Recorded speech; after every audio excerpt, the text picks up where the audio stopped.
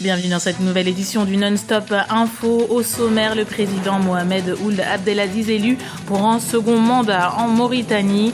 La commission électorale a rendu ses conclusions ce dimanche. Le taux de participation est de 56%. La présidente de la Centrafrique, Catherine Samba-Panza, reçue samedi par son homologue équato-guinéen Teodoro Obiangema Basogo, la dirigeante centrafricaine qui a lancé un appel à la mobilisation dans la sous-région.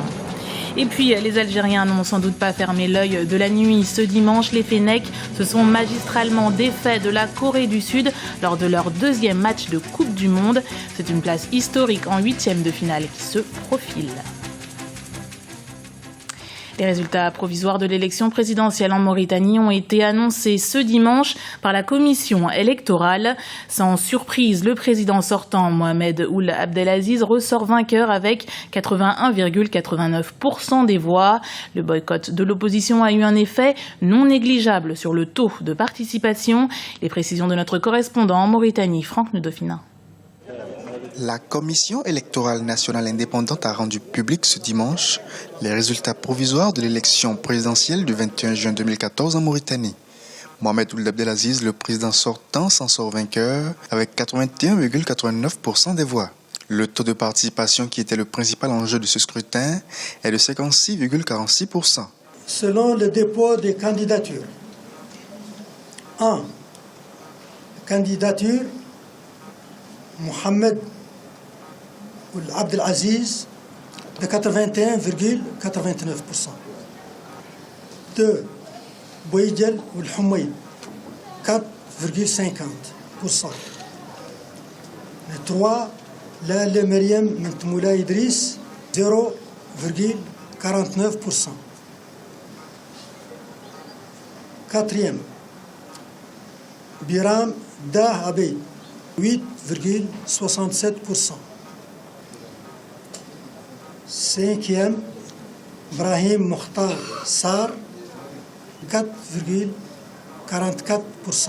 Sur les 1 328 168 électeurs qui étaient inscrits sur la liste électorale, ils sont 749 865 à avoir fait le déplacement samedi vers les bureaux de vote. Les observateurs présents pour le scrutin présidentiel ont pour la plupart décerné leur satisfecit pour le bon déroulement du vote. La mission salue les conditions de paix et de calme dans lesquelles l'élection présidentielle du 21 juin 2014 s'est déroulée, ainsi que la maturité dont ont fait preuve le peuple et la classe politique mauritanienne. La commission électorale a ainsi achevé la tâche qui est la sienne. Le Conseil constitutionnel sera appelé au cours de la semaine à proclamer les résultats officiels du scrutin du 21 juin 2014. La Guinée équatoriale et sa capitale Malabo accueillent du 20 au 27 juin le 23e sommet de l'Union africaine. C'est lundi 23 et mardi 24 juin, les ministres des Affaires étrangères se réuniront et participeront au conseil exécutif de l'organisation. Comme lors de la précédente édition, le sommet est placé sous le signe de l'agriculture et de la sécurité alimentaire, mais nul doute que l'actualité ne s'invite à l'ordre du jour. Et l'actualité, c'est justement la crise en Centrafrique. La présidente de la République centrafricaine, Catherine Samba-Panza, est arrivée à Malabo ce samedi pour une visite officielle. Le but de cette démarche, mener des consultations au niveau sous-régional afin de mener le pays sur la voie de la paix. Reportage de notre correspondant en Guinée équatoriale, Serge Kofi. C'est la première visite de la présidence centrafricaine en Guinée équatoriale depuis son élection à la tête du pays en janvier 2014. La présidente de la transition est arrivée à Malabo ce samedi pour une visite d'État de 24 heures. La présidente Catherine Samba-Panza est venue présenter la situation sécuritaire et humanitaire qui prévaut dans son pays afin de mobiliser encore plus pour la cause de la RCA. Le président Obiangema, qui considère la République centrafricaine comme un pays sœur, s'est toujours impliqué personnellement dans la sortie de crise en République centrafricaine. Je suis venu ici en visite officielle, mais surtout pour bénéficier de son expérience de 30 ans de pouvoir. Il m'a donné beaucoup de conseils dans le sens de la paix, de la résolution pacifique de ce conflit, du dialogue et de la réconciliation. Le président Obiangema Bazogo, dont le pays fait partie de la communauté économique et monétaire de l'Afrique centrale, participe à la force de la CEMAC déployée en Centrafrique aux premières heures du conflit. À cette occasion, il a appelé au retour à la paix, mais une paix qui doit arriver par la voie du dialogue.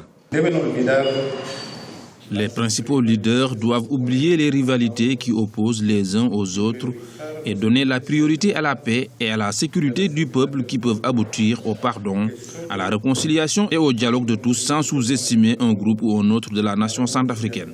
Nous voulons lancer un message de paix et de réconciliation à tous les frères politiques centrafricains et nous les invitons à considérer les souffrances et le calvaire du peuple innocent.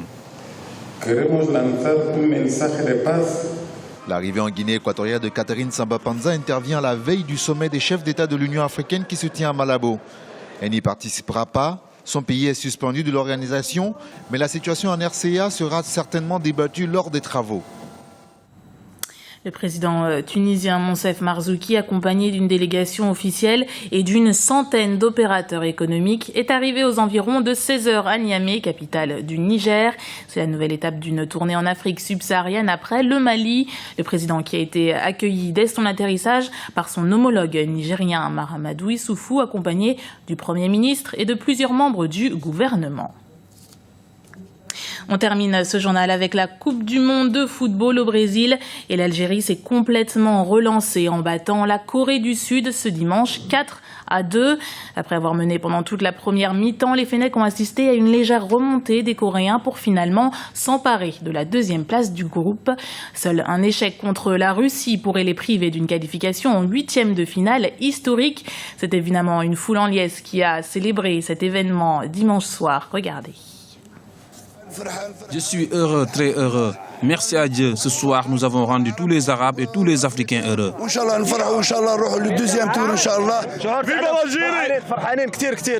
Je suis si content. Cette équipe, nous en sommes fiers. Ils ont marqué 4 buts. C'est eux qui nous ont rendus heureux.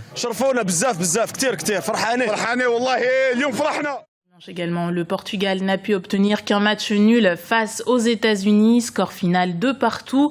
Une rencontre qui évite au coéquipier de Cristiano Ronaldo de sortir immédiatement de la compétition. La sélection lusophone n'a plus son destin entre ses mains. Elle devra gagner contre le Ghana et miser sur une victoire de l'Allemagne. Les matchs de ce lundi dans le groupe A, une seule sélection africaine est engagée. Le Cameroun rencontrera le Brésil à partir de 20h GMT. Un match sans enjeu pour les Lions indomptables déjà éliminés du tournoi. La sélection brésilienne n'aura, elle, besoin que d'un point pour assurer sa place en 8e de finale. Dans le groupe B, possible choc en perspective entre les Pays-Bas et le Chili. Même si les deux nations sont déjà qualifiées, les Hollandais se sont montrés impitoyables face à l'Espagne, championne en titre, et poussés sans ménagement vers la sortie. Idem pour un Chili monstrueux qui a donné par 2 fois l'impression de jouer à domicile. C'était le journal de la rédaction. Merci de l'avoir suivi. Retrouvez dans un instant une nouvelle édition du Non-Stop Info sur Africa 24.